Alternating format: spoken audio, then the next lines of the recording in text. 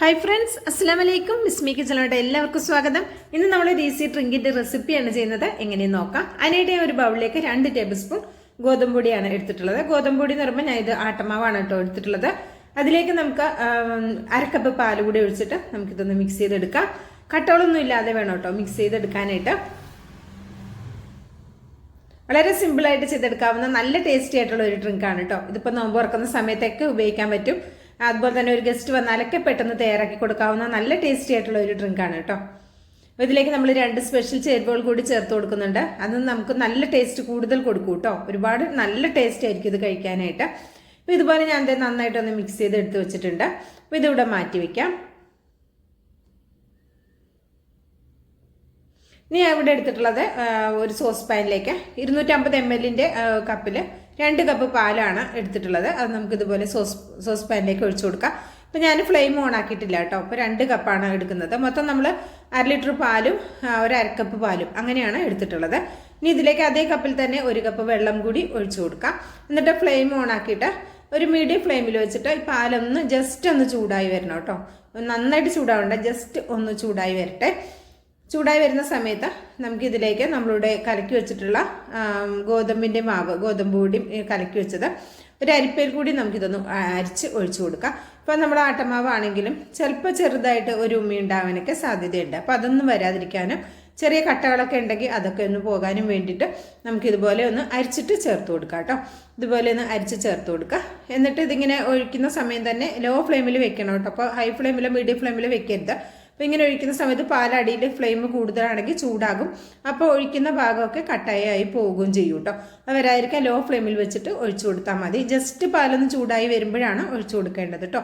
നല്ല ചൂടാക്കാൻ നിൽക്കരുത്. ജസ്റ്റ് ചൂടായി വരുമ്പോൾ ഇതുപോലെ നമ്മൾ കലക്കി വെച്ചിട്ടുള്ള ഗോതമ്പ് മാവ് ഒഴിച്ചു കൊടുത്തിട്ട് പാലും അതുപോലെ പെട്ടെന്ന് തന്നെ ഒന്ന് മിക്സ് ചെയ്ത് കൊടുക്കാം കേട്ടോ. കണ്ടോ, ചെറിയൊരു തരി ഇതൊക്കെ കിട്ടിയിട്ടുണ്ട്. ഇനി ഒരു മീഡിയത്തിൻ്റെയും ലോൻ്റെയും ഇടയിൽ വെച്ചിട്ട് നമുക്ക് ഈ ഗോതമ്പ് മാവ് നന്നായിട്ടൊന്ന് കുക്ക് ചെയ്തെടുക്കണം. അതിൻ്റെ ആ ഗോതമ്പ് മാവിൻ്റെ ടേസ്റ്റ് ഒന്നും വരാതെ നമുക്ക് നന്നായിട്ട് ഇത് കുക്ക് ചെയ്ത് കഴിഞ്ഞാൽ ആ ഗോതമ്പ് പൊടിയാണ് ചേർക്കുന്നതെന്ന് അറിയുന്നല്ല കേട്ടോ. നല്ല ടേസ്റ്റ് ആയിട്ടുള്ള ഒരു ഡ്രിങ്കാണ് കേട്ടോ. ദാഹത്തിനും ക്ഷീണത്തിനും ഒക്കെ കുടിക്കാൻ പറ്റിയ, ഇനി ചെറിയ ചൂടോടെ കുടിക്കാനും നല്ല ടേസ്റ്റാണ്. തണുപ്പിച്ച് കഴിക്കണമെങ്കിൽ അങ്ങനെയും കഴിക്കാനും നല്ല ടേസ്റ്റാട്ടോ. ഇപ്പോൾ മീഡിയത്തിൻ്റെ ലോയിൻ്റെ ഫ്ലെയിമിൽ വെച്ചിട്ട് നന്നായിട്ട് ഇതൊന്ന് കുക്കായി വന്നിട്ടുണ്ട് കണ്ടോ. നിങ്ങൾക്ക് കാണുമ്പോൾ തന്നെ അറിയാം, ജസ്റ്റ് ഒന്ന് കുറുകി വന്നിട്ടുണ്ട് കണ്ടോ. ഒരുപാട് കുറുകി എടുക്കേണ്ട ആവശ്യമില്ല കേട്ടോ. ഇത് ജസ്റ്റ് ഒന്ന് കുറുകി വന്നിട്ടുണ്ട്.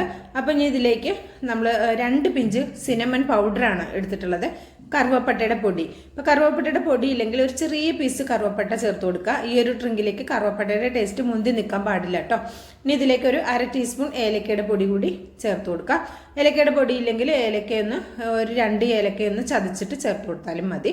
കുടിക്കുന്ന സമയത്ത് എന്താ പറയുക, കറുവപ്പട്ടയുടെ കഷ്ണവും ഏലക്കയും ചതച്ചതാണ് ചേർക്കുന്നതെങ്കിൽ അത് എടുത്ത് കളഞ്ഞാൽ മതി കേട്ടോ. ഇനി ഇതിലേക്ക് ഞാനൊരു 3 ടേബിൾ സ്പൂൺ പഞ്ചസാര ചേർത്ത് കൊടുത്തിട്ടുണ്ട്.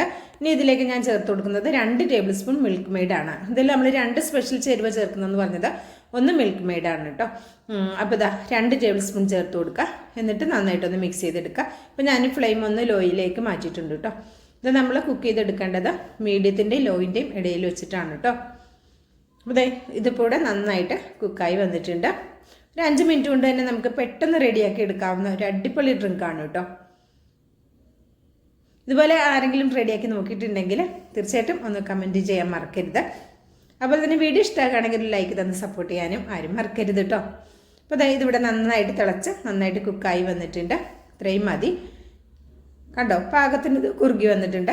ഇനി ഇതിലേക്ക് നമുക്ക് 1 പിഞ്ച് ഉപ്പ് ചേർത്ത് കൊടുക്കാം കേട്ടോ. നമ്മൾ ചേർത്ത മധുരമൊക്കെ ഒന്ന് ബാലൻസ് ചെയ്യാൻ 1 പിഞ്ച് ഉറപ്പായിട്ടും ഉപ്പ് ചേർത്ത് കൊടുക്കാൻ മറക്കരുത്. ഇനി നമുക്കങ്ങ് ഫ്ലെയിമൊക്കെ ഓഫാക്കി അവിടെ ഇറക്കി വെച്ചിട്ടുണ്ട്. ഇനി അതായത് നമുക്കൊന്ന് താളിച്ചെടുക്കണം. അതിനായിട്ട് ഞാൻ ഇവിടെ RKG ആണ് എടുത്തത്. ഒന്നും കൂടി നല്ല ഫ്ലേവർ കിട്ടും കേട്ടോ. RKG, പശു നെയ്യ് അങ്ങനെയൊക്കെ എടുക്കുമ്പോൾ. ഇനി ഇതിലേക്ക് 2 ടീസ്പൂൺ നെയ്യ് ചേർത്ത് കൊടുത്തിട്ടുണ്ട്. 1/2 ലിറ്റർ പാലും 1/2 കപ്പും കൂടി അല്ലേ നമ്മൾ എടുത്തിട്ടുള്ളൂ. അപ്പോൾ ഒരു 2 ടീസ്പൂൺ നെയ്യ് മതി. ഇനി ഇതിലേക്ക് ഒരു 3 ചെറിയ ഉള്ളി നന്നായിട്ട് കുഞ്ഞായിട്ടൊന്ന് കട്ട് ചെയ്തെടുത്തതാണ്, അതുകൂടെ ചേർത്തിട്ട് ഇത് ചുവക്കെ ഒന്ന് വറുത്തെടുക്കാം. ഇതിലേക്ക് നമ്മൾ പറഞ്ഞിട്ടുള്ള 2ാമത്തെ സ്പെഷ്യൽ ചേരുവ നമ്മളിത് ഫ്ലെയിം ഓഫ് ആക്കിയതിന് ശേഷമാണ് ചേർത്ത് കൊടുക്കുന്നത്. ഇതിലേക്ക് ഞാൻ ചേർത്ത് കൊടുക്കുന്നത് കുറച്ച് കാഷ്യൂനട്ട് ഒന്ന് നന്നായിട്ട് ക്രഷ് ചെയ്തെടുത്തതാണ് കേട്ടോ. നന്നായിട്ട് ക്രഷ് ചെയ്തെടുത്തത് ഫ്ലെയിം ഓഫാക്കിയിട്ട് ചേർത്താൽ മതി, അല്ലെങ്കിൽ കരിഞ്ഞു പോകും കേട്ടോ. ക്രഷ് ചെയ്തതുകൊണ്ട് അപ്പോൾ ഇത് നമ്മൾ നല്ലോണം ചെറുതാക്കി ക്രഷ് ആക്കിക്കുകയാണ്.